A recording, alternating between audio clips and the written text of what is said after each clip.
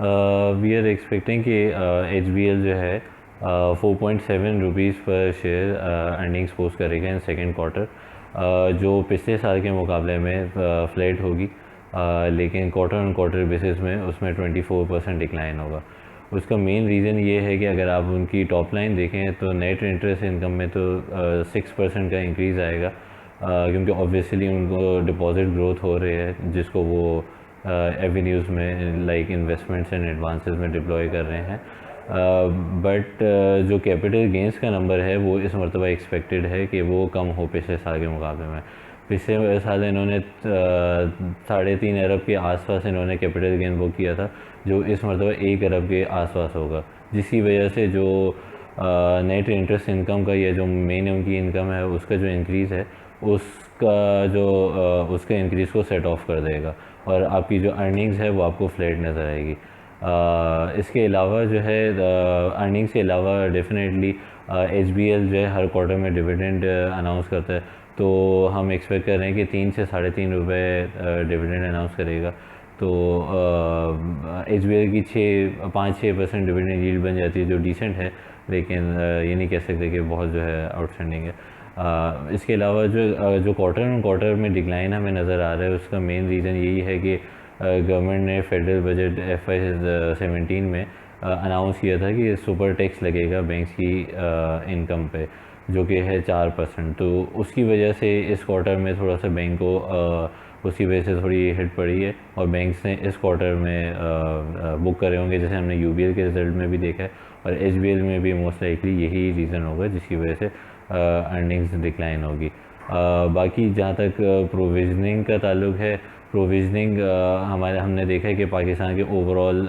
Macro हालात, security situation बेहतर हो रही है, तो बैंक्स को रिकवरीज़ हो रही हैं, लोन रिकवरीज़ हो रही हैं, जिसकी वजह से जो उन्होंने लोन्स के अगेंस्ट प्रोविजनिंग ली भी थी, ये जो एक प्रिकॉशनरी एक्सपेंस लिया होता है जो आपको रेगुलेटर डिमांड करता है, वो हमें लोअर साइड पे नज़र आएगा, ना सिर्फ HBL के, बाकी दूसरे बैंक्स के लिए भी, तो उससे थोड़ी अर्निंग सपोर्ट मिलेगी। बाकी अगर हम HBL की आउटलुक पे बात करें तो 2016 में हमें ये लग रहा है कि फुल ईयर में थोड़ी सी अर्निंग्स डिक्लाइन होता हुआ नज़र आए, क्योंकि कैपिटल गेंस का नंबर इतना ज़्यादा था 2015 में, जो बॉन्ड्स के अगेंस्ट उन्होंने बुक किया था, वो इस मरतबा कम रहेगा, वो थोड़ा सा अर्निंग को कंटेन करेगा this time around.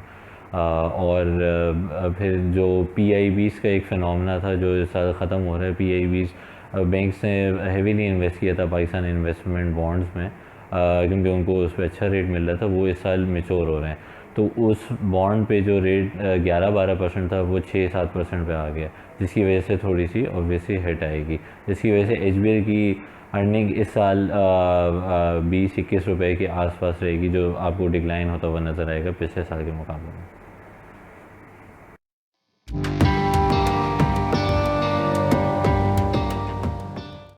Down side risk तो डेफिनेटली ये हो सकता है कि ये जिस तरह एडवांसेस की तरफ जाने की बात कर रहे हैं, प्लान कर रहे हैं, वो उस तरह मटेरियलाइज़ नहीं करता, या CPEC के प्रोजेक्ट्स, क्योंकि जो मेन आपका जो वॉल्यूम है, क्योंकि HBL सबसे लार्जेस्ट बैंक है, उनका जो बुक साइज़ है उसके हिसाब से इट्स नेसेसरी कि CPEC जो है मटेरियलाइज़ करे और कॉर्पोरेट साइड से जो लेंडिंग की डिमांड है वो आए, क्योंकि कंज्यूमर और ये दूसरे जो एवेन्यूज़ हैं, ये इनका अभी पाई में टिकर बहुत स्मॉल है, हार्डली 5% ये कंट्रीब्यूट करते हैं टोटल एडवांसेस को। तो डेफिनेटली ये रिस्क है कि अगर CPEC प्रोजेक्ट्स में कोई डिले होता है, कोई पॉलिटिकल अनसर्टेनिटी होती है, या एडवांसेस ग्रोथ ये जो 10% से ज़्यादा एक्सपेक्ट कर रहे हैं वो अचीव नहीं कर पाते, तो डेफिनेटली इनको जो है हिट आएगी और प्रॉब्लम होगी। अपसाइड रिस्क डेफिनेटली ये हो सकता है going forward entire banking sector के लिए कि अभी हमें लग रहा है कि 2016 में इंटरेस्ट रेट्स नहीं बढ़ेंगे, और हो सकता है 2017 के भी स्टार्ट में ना बढ़ेंगे, क्योंकि ऑयल प्राइसेस काफ़ी नीचे हैं और 45-46 के लेवल्स पे सस्टेन कर रही है। अगर ये ऑयल प्राइसेस बढ़ना शुरू हो जाती हैं और इन्फ्लेशन गोइंग फॉरवर्ड बढ़ती है, तो definitely state bank interest rate बढ़ाएगा, जिसकी वजह से बैंक्स की अर्निंग में बेहतरी आ सकती है, और एक ये अपसाइड पॉजिटिव हो सकता है बैंकिंग सेक्टर के लिए।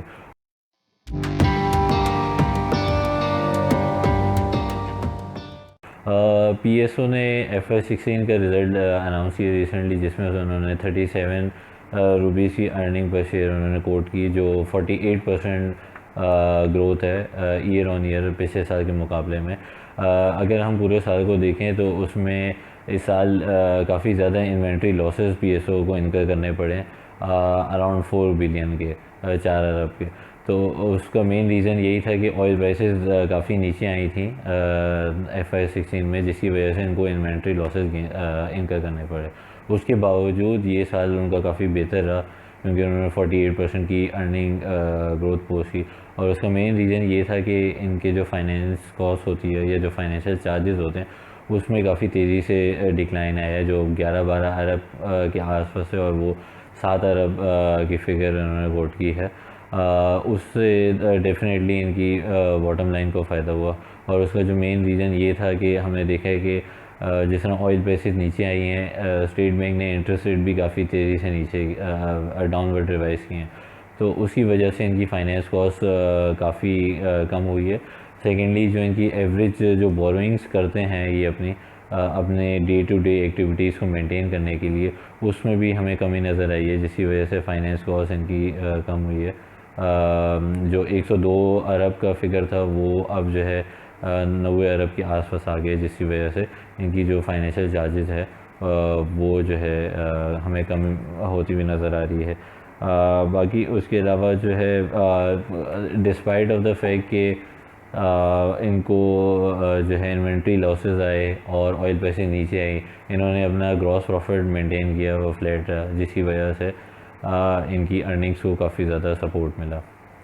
आपके दूसरे क्वेश्चन पे आता हूँ जो आपने पूछा एनालिस्ट ब्रीफिंग से मुतालिक। ज़ाहिर है वो रिज़ल्ट से मुतालिक डिटेल अपनी एनालिसिस देते हैं, तो उन्होंने 2-3 चीज़ें कोट की, जैसे PSO को जो सबसे बड़ा अभी प्रॉब्लम फेस हो रहा है वो है स्टिफ कंपटीशन, और उसकी वजह से उनका जो मार्केट शेयर है वो उन्होंने थोड़ा लूज़ किया है। पिछले साल FY15 में इनका मार्केट शेयर 57% था, जो अब इन्होंने लूज़ करके 56% पे आ गया।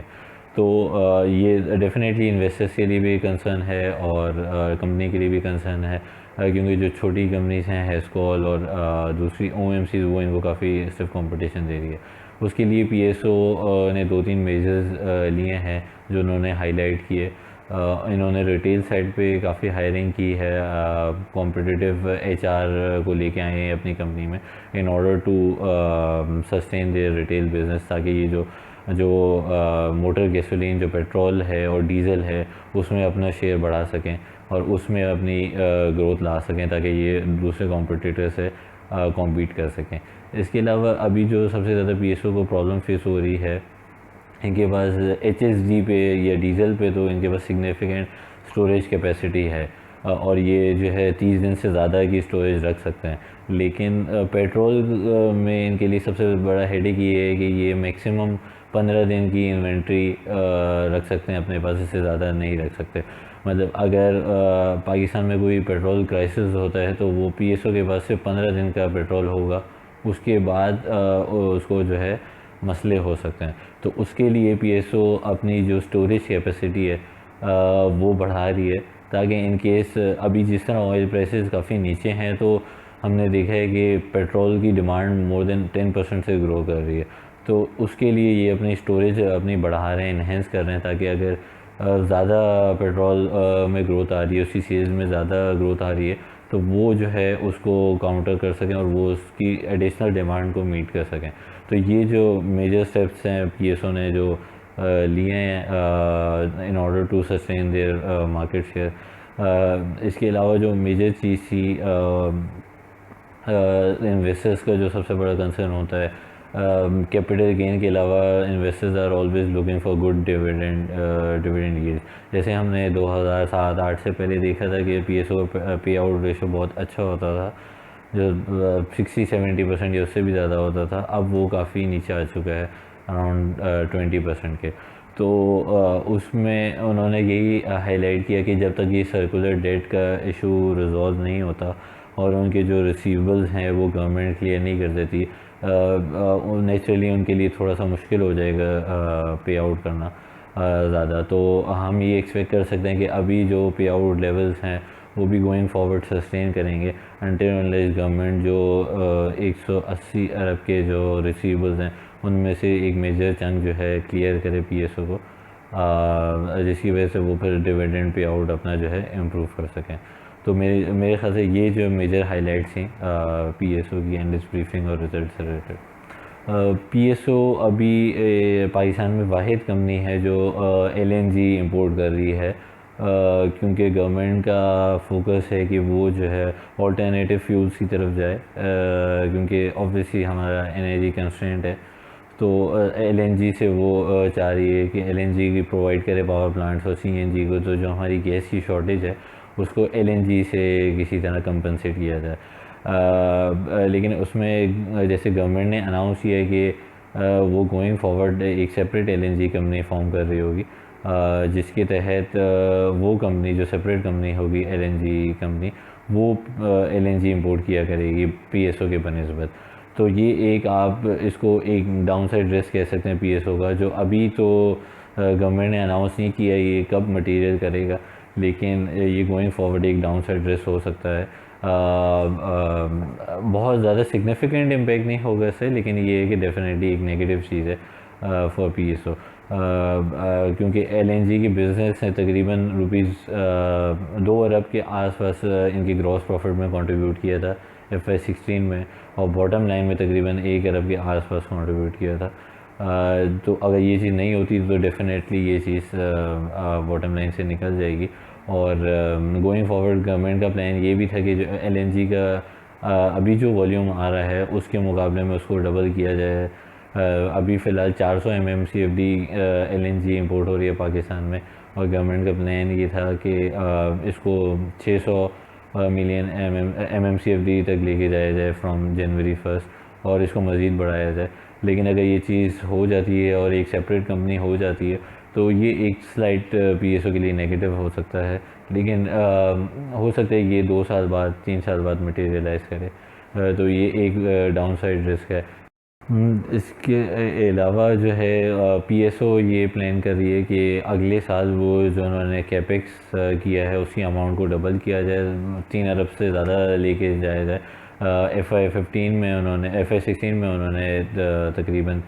1.5 अरब का उन्होंने कैपेक्स किया। अब वो चाह रहे हैं कि इसको ज़्यादा किया जाए, जिससे वो अपने फ्यूल स्टेशंस की तादाद को भी बढ़ाएंगे और वो स्टोरेज कैपेसिटी भी बढ़ाएंगे। और जब ये हो जाएगा तो डेफिनेटली उनकी सेल्स में और उनकी स्टोरेज कैपेसिटी में फ़र्क पड़ेगा, और जो गोइंग फॉरवर्ड उनकी बॉटम लाइन को पॉजिटिवली अफेक्ट कर सकती है।